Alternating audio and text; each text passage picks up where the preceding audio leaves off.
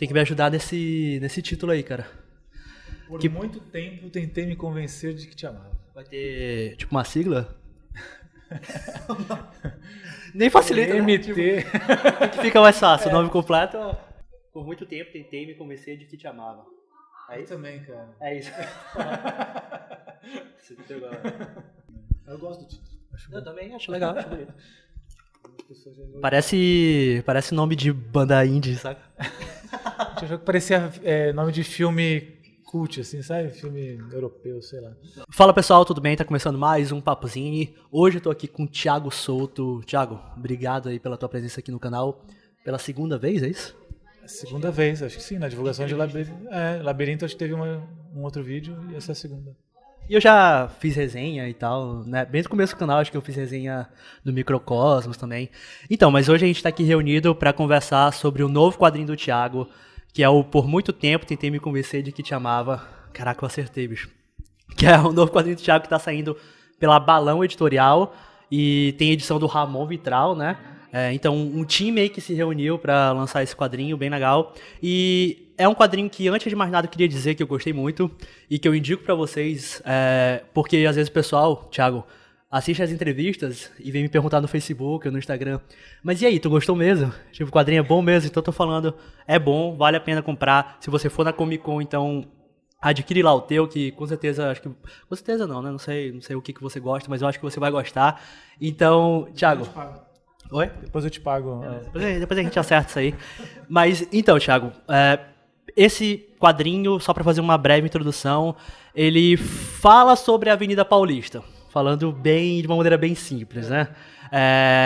Tu vai explicar um pouco mais sobre isso e tal, só que eu queria te perguntar logo de começo, por que fazer um quadrinho, o que te motivou a criar um quadrinho que falasse um pouco da tua relação com a Avenida Paulista?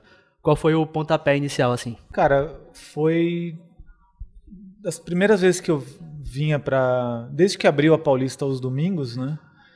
Eu, desde o começo, achava uma experiência muito interessante, assim, sabe? Porque acho que eu sempre relacionei a Paulista a um movimento, essa coisa de banco, negócios e trabalho e esse tipo de movimento, né? Claro que rolava também cinema, cultura, tinha o MASP e tal, mas eu nunca tinha imaginado a Paulista assim. Para mim era uma coisa meio surreal ver a Paulista fechada para carros, todas as pistas abertas, ocupadas por pessoas. Então, desde o começo eu achava uma coisa incrível, assim, sabe? Uma ideia que desde o começo eu me apeguei demais a ela. Foi em 2015, foi que começou? 2015, acho que foi. Eu não sou de São Paulo, então até legal falar um pouco sobre isso do São Paulo, assim.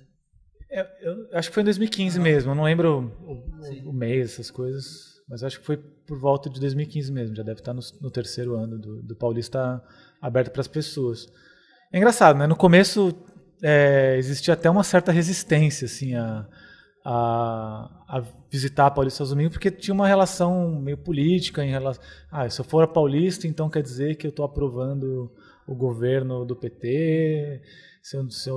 Então ir a Paulista era como se você estivesse aprovando, enfim, tinha toda essa relação que gerava um pouco por parte da população uma certa apatia a visitar a Paulista aos domingos. Mas o interessante é que isso foi se perdendo, né? E conforme foi passando o tempo, você via que a avenida estava sendo ocupada por pessoas dos mais diversos tipos, visivelmente de ideologia e até assim, claro, é uma visão superficial das pessoas que você faz às vezes pela roupa, às vezes, sabe, pelo comportamento que as pessoas têm, assim, mas dá para você meio que sacar que o público não é que ele foi mudando, mas foi acrescentando outros tipos de pessoas ali convivendo naquele mesmo espaço. E a partir desse momento, quando a Paulista começou a ficar cada vez mais ocupada por gente diferente, assim, eu comecei a ter cada vez mais essa percepção de que, cara, tem muita coisa acontecendo ao mesmo tempo, coisas diferentes. É uma experiência meio, sei lá, esquizofrênica, talvez, sei lá. Se você chega na Paulista, você tem uma banda tocando rock num quarteirão, você dá 3 passos, já tem outra banda tocando forró, mais 3 passos tem uma banda tocando, sei lá, samba, outro tem o cover do Roberto Carlos. Depois tem o DJ, depois tem uma galera dançando, depois tem umas meninas com bambolê. Então, cara, é muita coisa acontecendo ao mesmo tempo. Mas ao mesmo tempo as pessoas também ficam muito fechadinhas dentro do próprio passeio, assim. Elas, de certa forma, mantêm uma certa lógica de que elas têm do dia a dia delas. Então elas vão para Paulista, tem o lance da convivência, mas cada um tá lá meio no seu rolezinho ali.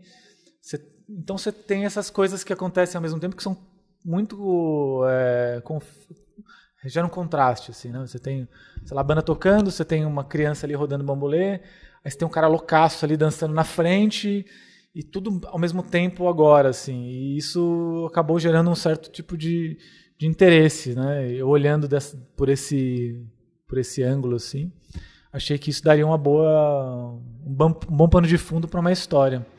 Foi meio que daí que surgiu, por que não fazer uma história sobre a Paulista aos domingos? E aí depois, por que não fazer uma história que se passa no começo da Paulista, que para mim é na Consolação, para algumas pessoas é na Bernardino de Campos, enfim, na Brigadeiro ali, mas para mim é na Consolação e acaba ali na Estação Brigadeiro. E a história é isso, é um percurso entre esses 2 pontos e no meio do caminho acontece uma série de coisas. Não, legal. Uma coisa que tem logo no começo do quadrinho, assim, e que eu acho que eu tenho certeza que tu não foi a primeira pessoa que falou isso, enfim, tu não falou isso pra mim, mas primeira pessoa que eu sei que pensa assim, e também não vai ser a última, pessoa que tem uma relação de amor e ódio com São Paulo, assim. Logo no começo do quadrinho é meio que deixado isso claro, assim. Eu vejo a Avenida Paulista, eu já vi aí no quadrinho também, dá a entender, assim, que é quase como se fosse um resumão de São Paulo ali, né? Na Avenida Paulista, dia de domingo, fechada, com tanta diversidade. Então eu queria te perguntar assim, em relação à Avenida Paulista, quais são as coisas que despertam esses 2 sentimentos em ti, assim, amor e ódio? Cara, a relação de encantamento e de amor, assim, de paixão pela Paulista é uma coisa de infância. Eu morava num bairro muito afastado do centro de São Paulo quando criança. Então era um bairro que ficava ali entre o Taboão da Serra, entre o Campo Limpo, o Jardim das Palmas. Então para quem conhece ali a região, é um lugar afastado, assim, né? Então, no começo dos anos 80, no meio dos anos 80 ali, que é onde eu passei minha infância, tinham poucas linhas de ônibus. Geralmente meus pais trabalhavam a semana inteira, não queriam ficar saindo muito no fim de semana. Então vivia muito naquele núcleozinho, assim, né? E aí eu lembro que algumas vezes eu vinha trabalhar com meu pai, ou ia dar uma volta com a minha mãe aqui pela região um pouco mais central. E toda vez que eu vinha para Paulista, eu tinha era como se fosse quase uma materialização de um sonho, ou de uma ficção que eu vi na televisão, assim, porque eu gostava muito desses programas de aventura e ficção científica, etc. Então, quando eu vinha para Paulista, era quase como, puta, isso existe, assim, sabe?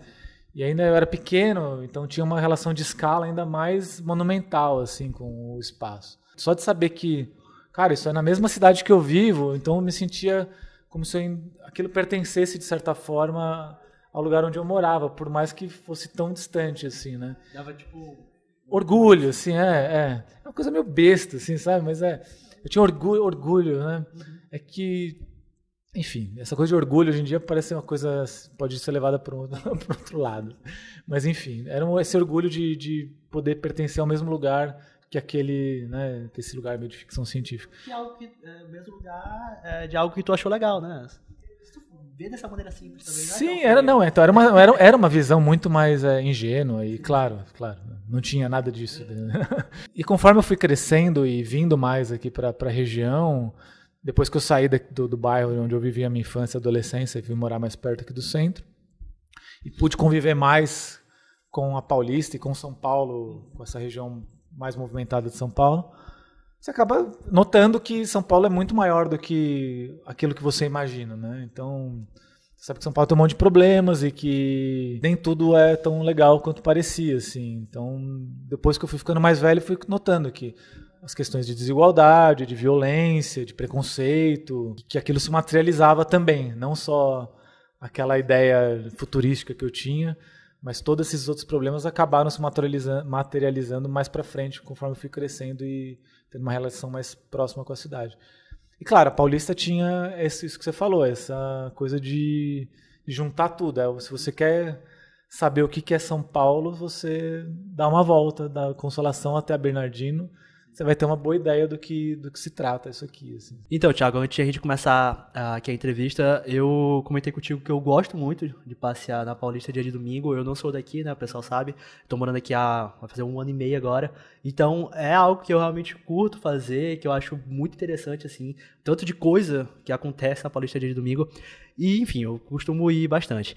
E lendo o quadrinho, eu percebi que, pô, tem algumas coisas que tu retrata de maneira quase idêntica, assim. Tanto, por exemplo, alguns personagens, né, que estão sempre por lá, dia de domingo.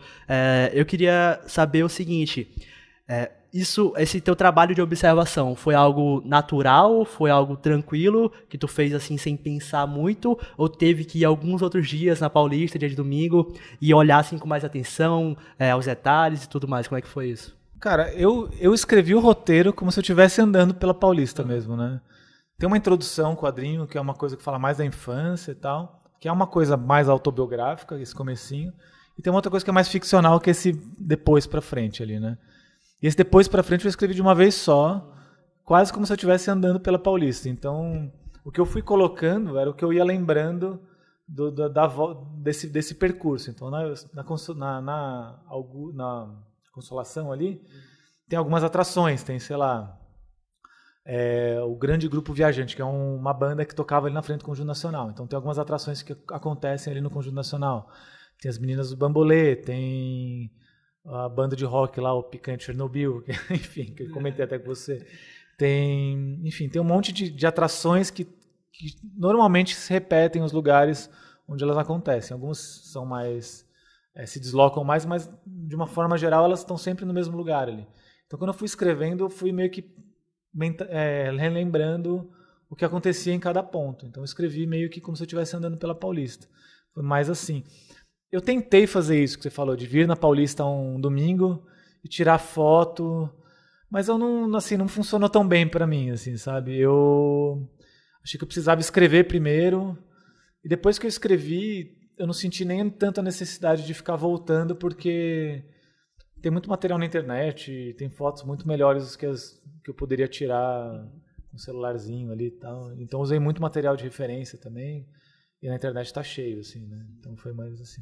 Outra coisa que chamou minha atenção também é comparar esse quadrinho a teu quadrinho anterior, Labirinto. Porque, se tratando de narrativa, né, o Labirinto tem uma narrativa mais tradicional, assim, e esse aqui tu experimenta um pouco mais, tem uma narrativa mais solta ali, meio que sem requadros tão claros, assim, a gente pode dizer isso, né? Mas não tem requadro, né? Tipo, é porque... Tem na canaleta, assim, né? Isso que eu tô querendo dizer, assim, é mais jogado na página, assim, né?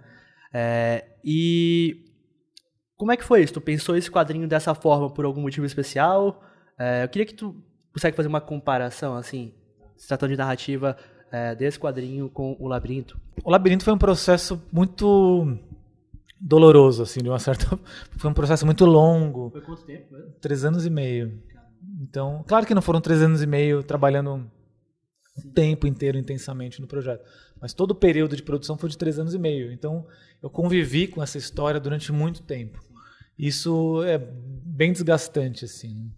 E todo o processo que envolve fazer um quadrinho desse tamanho, até porque ele teve muito de aprendizado durante o processo, foi muito desgastante, e ele tem que ser muito mais metódico, assim. Se você está fazendo uma história muito grande, que ela tem que ter sentido com os eventos que aconteceram lá atrás, e você quer criar algumas relações com o que você falou lá atrás e lá para frente, então você tem que manter um sistema de organização, assim, um pouco diferente do que foi esse projeto novo. Então, quando eu acabei Labirinto, tinha passado por esse processo todo, eu falei, puta, eu quero passar por um processo mais leve, assim, mais dinâmico, que eu não precise ficar tão preso, e me propor também uma espécie de experimentação, não uma experimentação no sentido de vanguardista, assim, na linguagem dos quadrinhos, mas uma experiência mais pessoal, assim, sabe? Olha, talvez eu nunca tenha feito as coisas dessa forma e vou tentar fazer desse jeito, porque eu acho que é um jeito de andar para frente, sabe?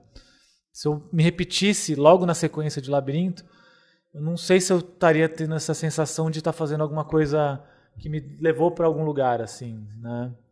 Então, esse quadrinho teve muito desse objetivo de sair da inércia, assim, sabe? Não, vou me provocar e vou fazer alguma coisa diferente. Então, o processo dele de construção foi... O período total para fazer o quadrinho foi de 2 meses e meio, em comparação com 3 anos e meio, né? Então, tu colocou algumas fotos ali, algumas páginas lá no Facebook. Eu fiz alguns estudos, muito poucos, de desenho, de estilo, assim, mas depois que eu tinha o texto, esse texto eu também escrevi assim, em um dia, o texto inteiro do quadrinho, né? É claro que depois eu sentei com o Ramon, a gente conversou sobre o texto, fizemos vários apontamentos ali do que poderia acontecer, de que forma poderia ser trabalhada uma página ou outra e tal. Mas a partir do momento que eu comecei a desenhar, eu não fiz thumb de nada, não fiz aquele thumb, para quem não sabe, são aquele rascunho, né? Não fiz thumb de nada, já fui desenhando direto, com o roteiro, só meio que tomando cuidado para caber nas 40 páginas que eu tinha ali, né? E também tinha isso, eu tinha um limite de páginas que eu não podia passar. Com o Labirinto isso começou com uma coisa, acabou com o triplo. Esse limite? Sim, porque eu sabia que era um número de páginas que eu conseguia lidar naquele tempo, né? E eu achava que era um número de páginas suficiente para contar aquele roteiro que eu tinha ali, né? Então, foi meio que olhando, de olhômetro você vai meio que sacando quanto de espaço você vai precisar.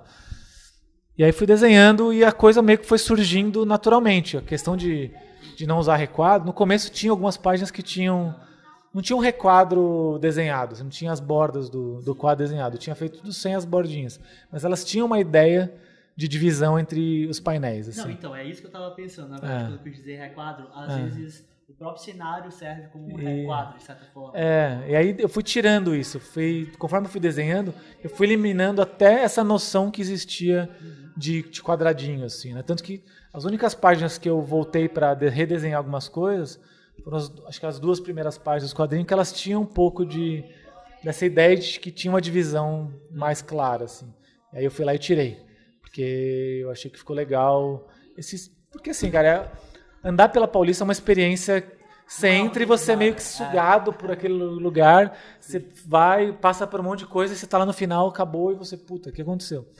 Quando eu desenhei o quadrinho, eu achei legal que foi tomando meio que essa ideia, assim, né? O quadrinho, ele tem uma cara um pouco de sketchbook quase, assim, sabe? As coisas vão acontecendo e vão se ligando e a coisa vai fluindo, assim. Então, mas foi tudo durante o processo de fazer, não foi nada muito planejadinho, assim, bem diferente do Labirinto. Legal. E uma coisa também que eu percebi é que, não sei se, acho que não foi intencional, mas assim, meio que tu volta para um estilo do uso das cores parecido, que lembra muito o Microcosmos, assim. No Microcosmos, tu usava 3 cores, acho que 2, né? É a mesma coisa, né? É porque é tipo um cinza, não é? No Microcosmos. É que no Microcosmos tem mais meio tom, tem mais cinza, né? Tem mais retícula também. Tem o magenta como... Mas os dois têm uma coisa em comum. Eu acho que o desenho e a proposta dos dois é muito diferente. Embora quem olhe consiga fazer uma relação por causa das cores, né? Mas a cor nos dois tem uma função narrativa ali, né? Então, eu acho que até no quadrinho novo, que eu ainda não decorei o título, tô brincando. Por muito tempo tentei me convencer que tinha, acho que é até mais clara a função narrativa da cor, assim, pra mim, pelo menos. O Microcosmos, ele tem mais preto, chapado, assim, né? Esse tem uma coisa mais de linha clara, assim, né? Tem mais traço e menos cinza, assim. Eu acho que ele é mais leve o traço. Eu não lembro se você tinha me perguntado exatamente isso. Não, eu ia pedir pra comentar sobre isso mesmo. Tá. Então beleza. Tá. Thiago, eu te disse já antes aqui também do vídeo que eu consegui me identificar muito com o quadrinho, porque, enfim, eu gosto de passear na Paulista e tal, e tô morando aqui agora, e tenho certeza que esse quadrinho vai atingir as pessoas de maneiras muito diferentes, assim. A pessoa que mora em São Paulo a vida toda, mas que não costuma ir na Paulista, ou a pessoa que se mudou pra cá recentemente costuma ir muito, enfim, o contrário. E como que tu acha que esse quadrinho pode dialogar com pessoas que não são daqui, que não costumam vir pra cá? Tu pensou um pouco sobre isso? A verdade é que quando eu estou escrevendo eu não penso muito em quem vai ler. Mas, depois que a coisa estava formatada, eu acho que é legal, porque ele propõe uma experiência de passeio pela Paulista que não é um passeio convencional, vamos falar assim. É um passeio diferente que também acho que traz um olhar diferentes sobre a relação de uma pessoa com aquele ambiente e com o que está acontecendo ali. Então, não é um passeio turístico de museu, de, sei lá, né? Não é um passeio turístico de ficar tirando foto, mas é um passeio, uma experiência que a pessoa pode compartilhar de repente, ou pode gostar de ver, saber que pode ser aquilo também, entendeu? Além de tudo aquilo que falam sobre... Porque tem muito disso, você pega um livro falando assim, do cara que é de fora e quer conhecer a cidade, né? O cara vai pegar um livro de turismo, sei lá, e vai...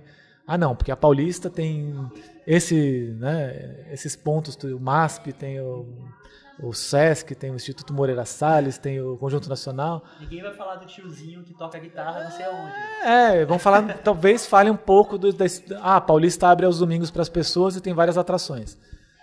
Mas ninguém vai se aprofundar, ou pelo menos imagino, né? Vai ser mais difícil achar um guia que vai te aprofundar nesse sentido. O passeio pela Paulista pode te propor uma experiência X, entendeu? Não que o quadrinho tenha a pretensão de ser um guia de qualquer origem, assim, turístico, sei lá. Mas eu acho que a pessoa que lê, que é de fora de São Paulo, pode se interessar por isso, entendeu? Por essa experiência que o personagem está tendo ali e pela visão que ele está tendo daquele ambiente, do que está acontecendo ali. Tu já esboçou um pouco a resposta dessa pergunta que eu tenho para fazer, mas como eu disse no começo, né, esse quadrinho foi editado pelo Ramon Vitral, também pelo Guilherme, né, Kroll, da Balão, ali meio que no final, né, pelo que tu me disse. Como é que foi essa dinâmica de vocês aí? Se tu pudesse contar um pouco. Essa é meio que uma estreia do Ramon, né? Tudo bem que tem a série Postal, são quadrinhos assim, mas assim, de quadrinho longo é uma estreia do Ramon, assim, com edição de quadrinho. Como é que foi essa dinâmica aí? Cara, assim, primeiro, eu fico muito orgulhoso de ter o Ramon como editor do trabalho, ponto, assim. A primeira ideia que eu tive para esse quadrinho era de fazer independente. Foi assim, quando eu falei, vou fazer um quadrinho para lançar na Comic Con, mas acho que eu vou fazer independente, né? Mas aí eu comecei a pensar sobre umas coisas. Mesmo fazendo independente, eu acho que seria legal ter um editor. Porque eu já vinha pensando um pouco sobre isso, sobre ser independente e sobre a produção independente, que de repente ganharia tanto se tivesse editores, né? O cara pode lançar independente, mas a figura do editor ali, não como alguém que vai co-criar a história, mas alguém que está ali colaborando com o autor para potencializar as ideias do autor, eu acho isso tão importante, assim, ainda mais depois de ter tido essa experiência com o Ramon, que dificilmente eu vou trabalhar sem mesmo se eu vou lançar alguma coisa independente, não gostaria de mais trabalhar sem um editor, esse editor que colabora nesse sentido, de olhar a tua história, de achar aquilo que pode melhorar, mas sem te dar uma resposta, assim, só de provocar e dentro das suas possibilidades fazer com que você chegue num resultado melhor, sabe? E o Ramon teve, eu acho que um papel bem importante nesse sentido, assim. Eu já tinha um roteiro, mostrei para ele, a gente conversou bastante e dentro das conversas que a gente teve, ele colaborou muito nesse sentido, de potencializar o que estava ali já para ficar melhor, sabe? Como resultado final, eu fiquei muito, muito satisfeito com o resultado. Em relação ao Guilherme, como até comentei contigo antes da gente começar a gravar, né?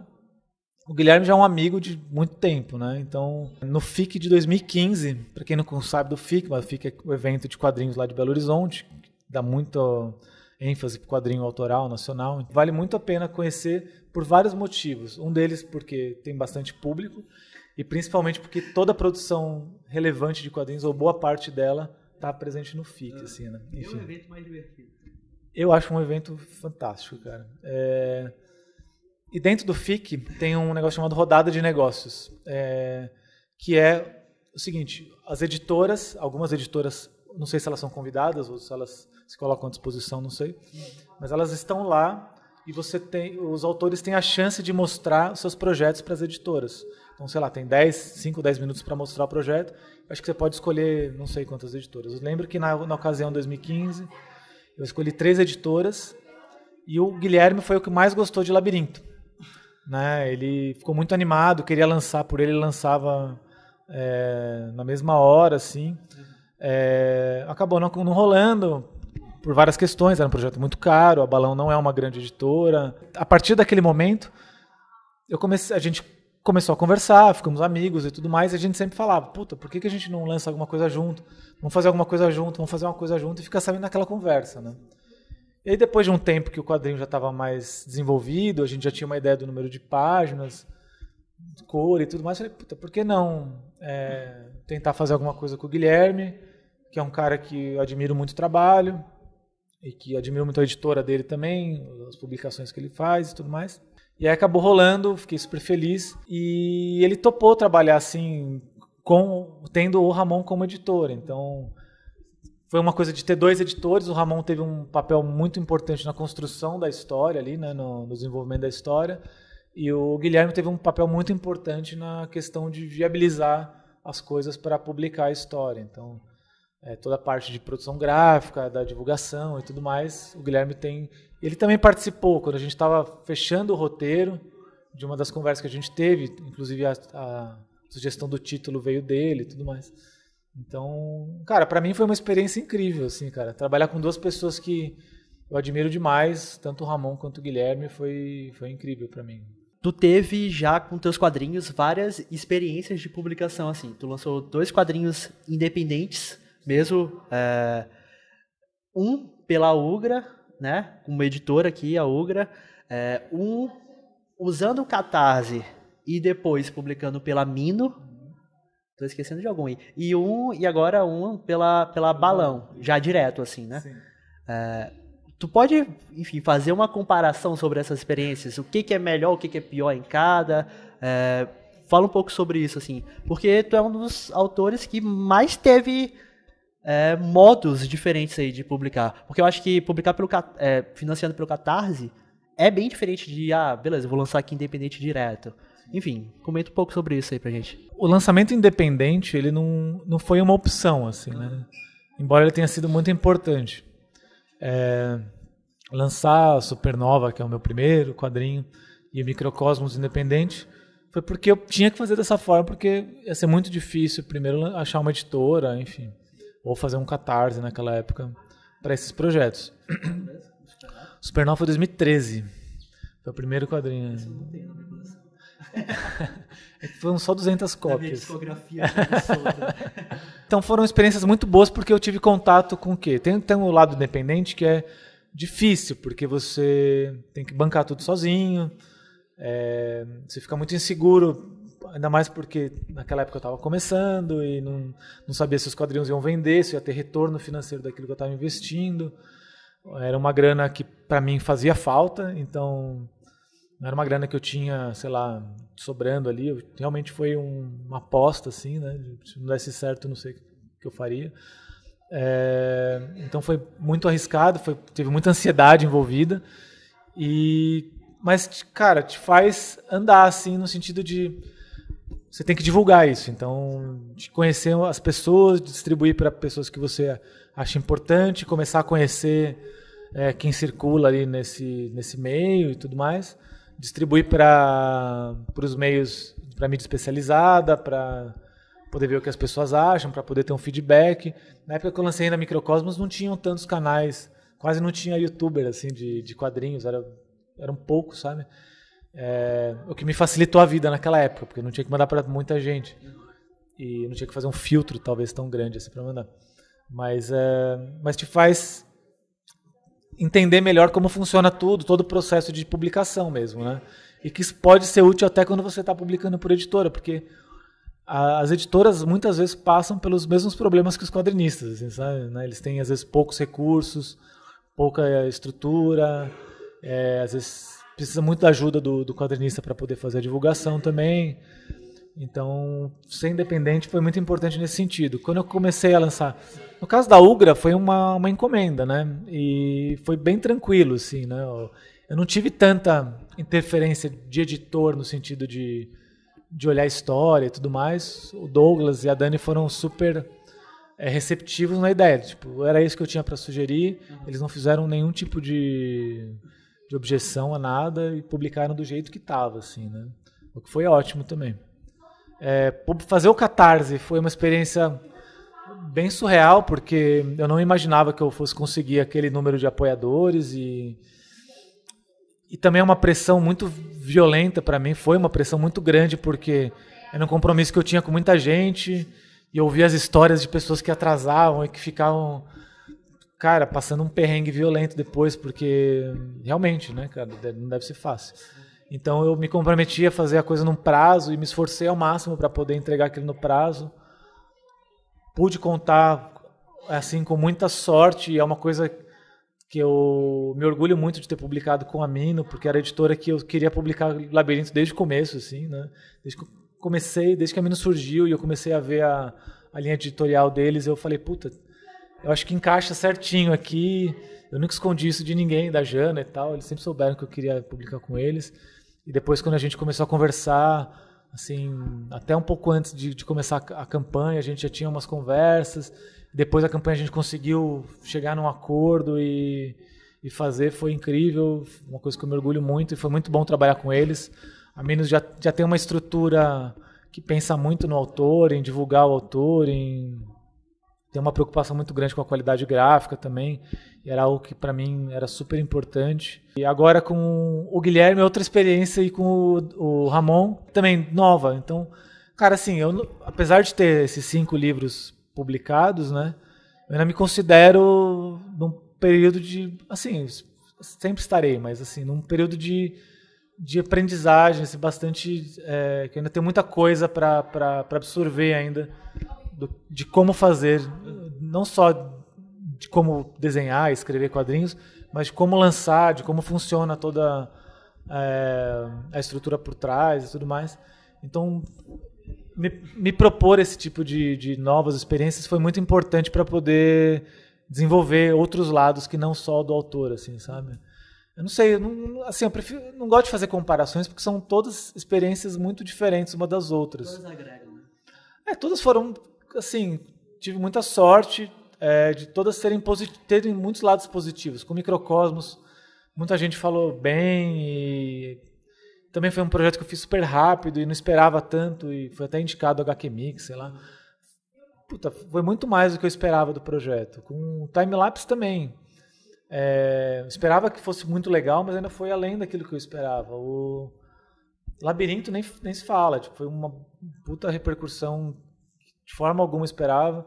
Enfim, e até agora com o lançamento por muito tempo, tentei me convencer de que te amava, já estou tendo respostas que me surpreendem, assim, sabe? O número de pessoas interessadas, isso para mim está sendo fantástico. Então, todas as experiências têm tido muito mais lados positivos do que negativos. Não, então é isso. Thiago, valeu aí por esse papo. No futuro aí, vamos ter mais conversas aí sobre os próximos quadrinhos. Então, brigadão aí pela presença. Valeu, obrigado pelo espaço e procurem os trabalhos. Valeu.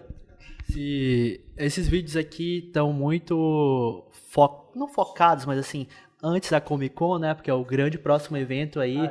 Todo mundo estará por lá. Pessoal dos quadrinhos, a grande maioria. F36. Oi? F36. O Thiago vai estar lá. F36, é isso? F36, então procura, que vale muito a pena. Eu realmente gostei desse quadrinho. Então é isso, pessoal. Aqui embaixo na descrição tem link pro Instagram, pro Facebook, se eu quiser ainda olhar lá o Facebook, que eu já falei que não serve pra nada, a página do Facebook, cara. E o Apoia-se do Papuzine, se você gosta desses papos aqui longos, dessas entrevistas, desses conteúdos aí que eu me proponho a fazer e quiser colaborar financeiramente, né, porque você pode colaborar de outras formas, se inscrevendo, divulgando. O link tá aqui embaixo aqui também. Então valeu mais uma vez aí, Thiago. Obrigado aí, pessoal, espero que vocês tenham gostado desse vídeo. Valeu e até a próxima. Ficou legal. Boa, cara. Valeu. Valeuzão.